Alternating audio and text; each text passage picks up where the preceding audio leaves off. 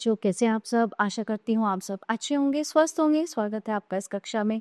आइए आज हम पढ़ते हैं हिंदी का हिंदी व्याकरण का पाठ 7 वचन। वचन की परिभाषा, वचन के भेद और वचन बदलने की, ये 3 टॉपिक आज हम इसमें पढ़ेंगे। ठीक है, तो चलिए शुरू करते हैं। बच्चे नीचे बने चित्रों को ध्यानपूर्वक देखिए और उनके नीचे लिखे शब्दों को पढ़िए।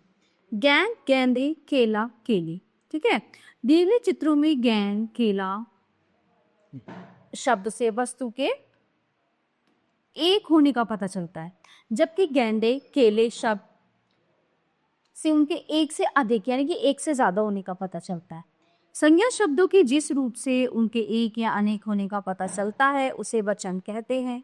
वचन के भेद, वचन के 2 भेद होते हैं, एक वचन और बहुवचन यानी कि सिंगुलर और प्लूरल। ठीक है, अब बात करते हैं आगे एक वचन के बारे में। संज्ञा के जिस रूप से उसकी संख्या में एक होने का बोध होता है उसे एक वचन कहते हैं, जैसे लड़का, पेंसिल, महिला, तारा। बहुवचन संज्ञा के जिस रूप से उसके अनेक होने का बोध होता है उसे बहुवचन कहते हैं, जैसे लड़के, पेंसिलें, महिलाएं, तारे।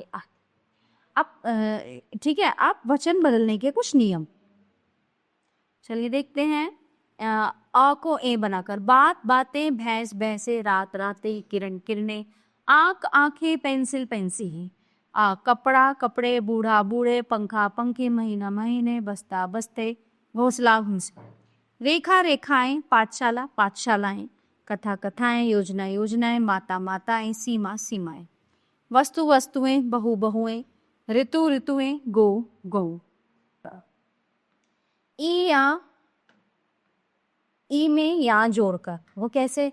देखिए, दवाई, दवाइयाँ, मक्खी, मक्खियाँ, तिथि, तिथियाँ, मिठाई, मिठाइयाँ, सखी, सखियाँ, रीति, रीति।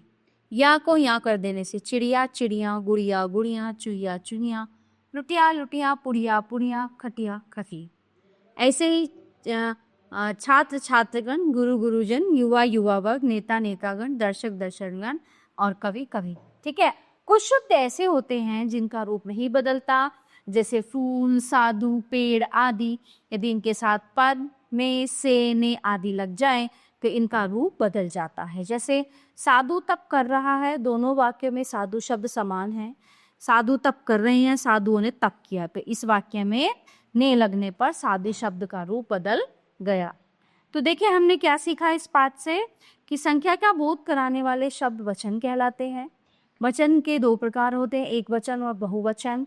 शब्द का एक रूप एक वचन और एक से अधिक रूप जो है वो बहुवचन होता। ठीक है प्यारे बच्चों, ये पाठ यहीं पे समाप्त होता है। आशा करती हूँ आपको अच्छे से समझ आया होगा। मिलते हैं अगली कक्षा में। धन्यवाद।